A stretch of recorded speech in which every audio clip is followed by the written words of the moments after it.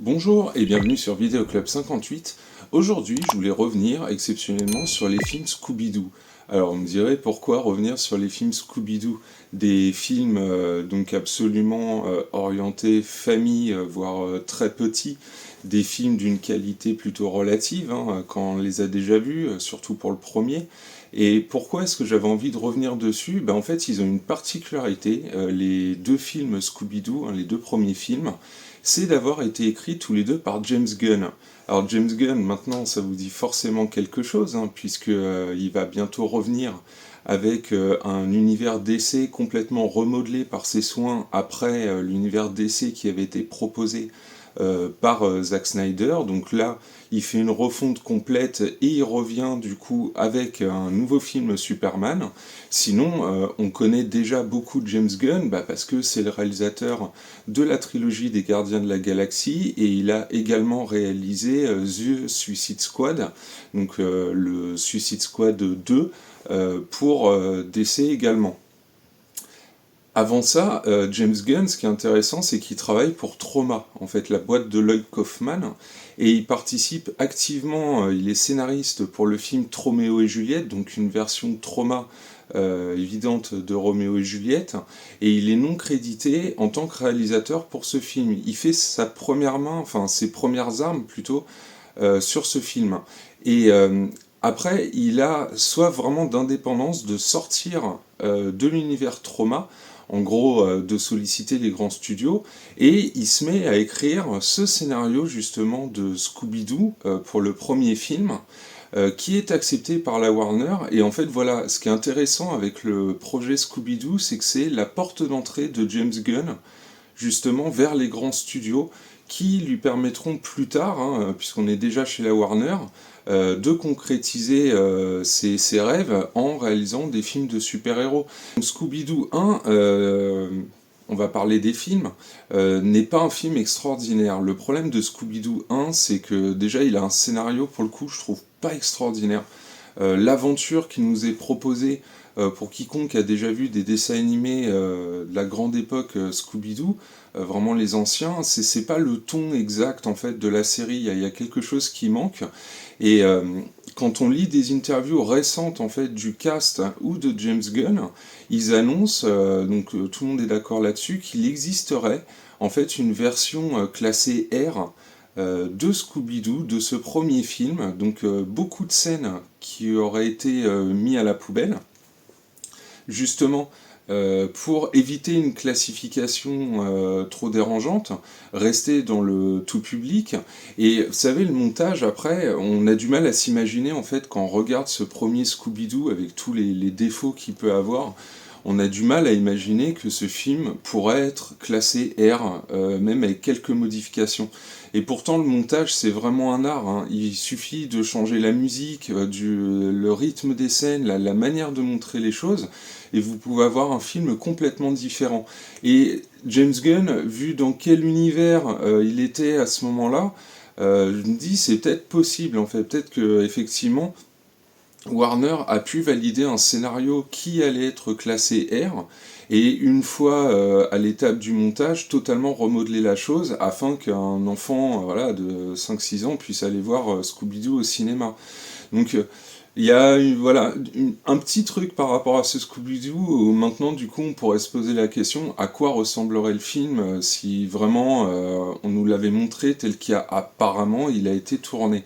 Mais bon, Scooby-Doo 1, tel qu'on l'a, c'est pas un film extraordinaire, même avec la présence de Rowan Atkinson en tant que méchant, donc Mr. Bean, et un bon casting en fait, le casting qui est choisi pour incarner l'équipe autour de Scooby-Doo. Ce casting il fonctionne bien, en plus c'est des têtes à l'époque qu'on connaît bien, pour quiconque a suivi Buffy, souviens-toi l'été dernier, ou Scream, voilà, c'est des têtes qu'on connaît, et en fait ça leur va très très bien ces rôles-là, je trouve qu'ils jouent très bien le jeu.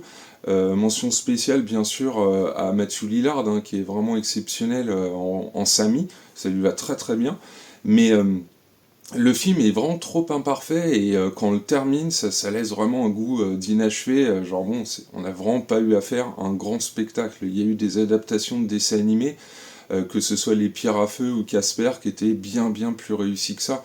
Et il y a vraiment un problème aussi d'intégration des effets spéciaux. Les effets spéciaux sont pas beaux.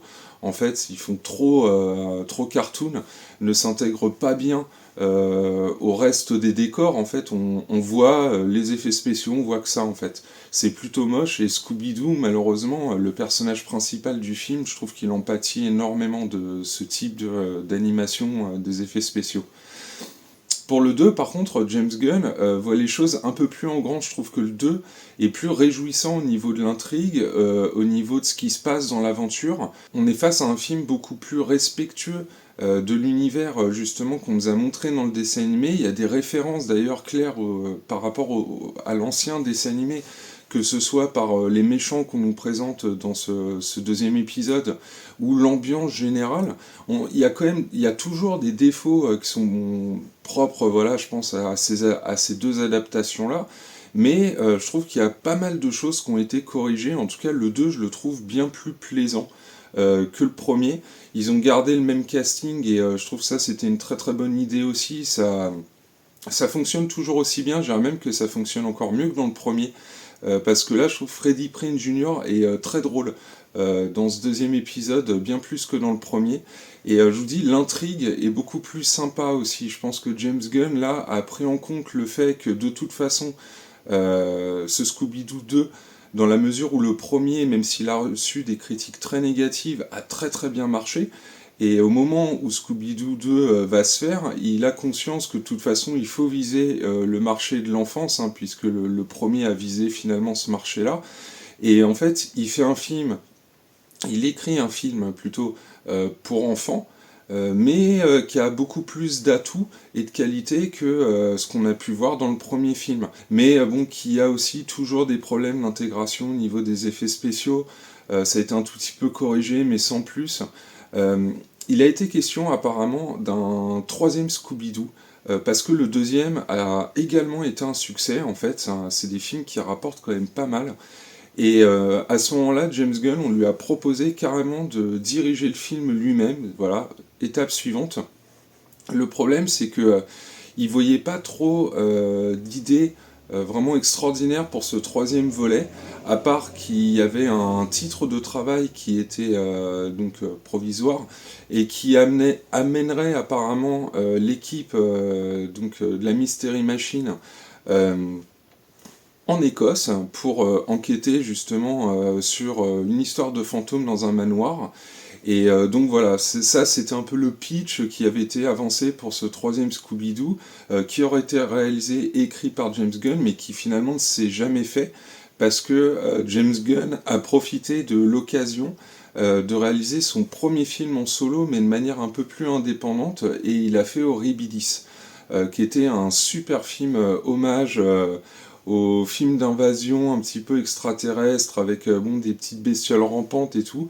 Moi j'ai trouvé ça très bien. Horribilis, c'était une très bonne proposition. Je pense que c'était un bon choix de sa part pour l'époque, maintenant qu'on a du recul, de choisir cet Horribilis, de repasser plutôt par la case du film indépendant, et puis de faire super après. Et puis là, les producteurs de Marvel le repèrent et lui propose du coup de faire les Gardiens de la Galaxie, puis la suite de l'histoire on la connaît.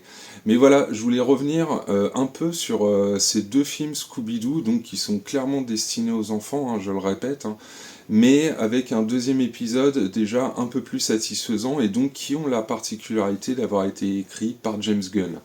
Donc voilà, je vous remercie beaucoup d'avoir suivi cette vidéo, et je vous dis à très bientôt pour un nouveau film.